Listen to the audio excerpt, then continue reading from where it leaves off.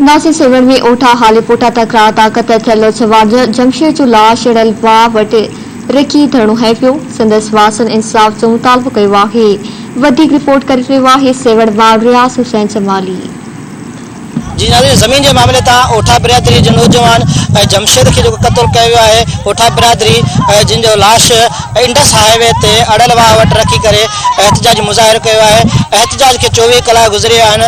हीअ एहतजाज मुज़ाहिरो अञा जारी आहे। असां सां हिन वक़्तु ओठा बिरादरी जा सरदार, चङा मुड़स ऐं मक़तूल जी अमड़ संदसि भेणियूं मौजूद आहे। अचो त खेनि ॻाल्हि ॿोल कयूं त पाण छा था चवनि।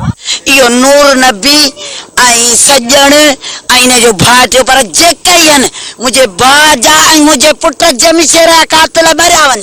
वल्लाह आलम को पैसे जो मामलो आहे या सियासी असर रखूं खां जेको बि आहे, असां पुलिस के पार्टी था समझूं हुन धुर जी।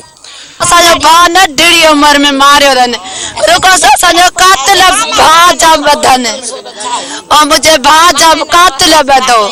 असां ॿियो कुझु न खपे। असांजो भाउ हिकिड़ो अॼु कंहिंखे सरकदारी भाउ करे।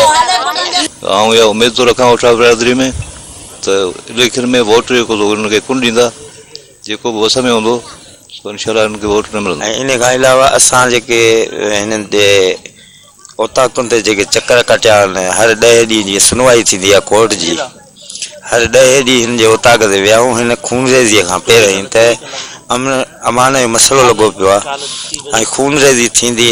ख़ुदा महिरबानी कयो, जेको आहे सो सुलह करायो, फ़ैसिलो करायो ऐं खूनरेज़ीअ खां ॿई धुरियूं बचियूं, पर उहा माना उनखे जूं ई कान रेंगी।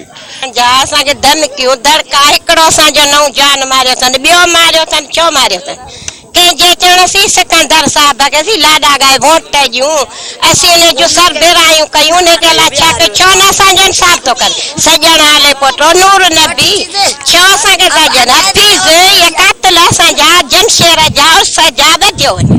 लाश दफ़नायो सुबुह जो, बसि न माण्हू गिरफ़्तार कई न कई, वरी मूं ॿियो दफ़ो धरणो हणायो, पोइ इहो ई मूंसां वरी बि कई। तव्हां धरणो ख़त्म कयो, इंशाअल्लाह बसि तव्हांखे रिज़ल्ट मिलंदी। मां उते बि एसपी साहिब खे चयो तव्हां हुनखे टाइम कढियो त जीअं वञी बेल कराइनि, ऐं थियो बि ईअं हुननि वञी बेल करायो।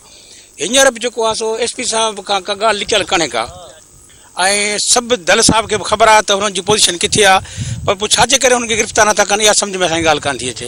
बिरादरी जे सरदार, चङनि मुड़सनि ऐं मक़तूल जमशेद अमड़ भेनरनि, उन्हनि जो इहो चवणु आहे त असां को वॾो मुतालबो कोन कयो आहे।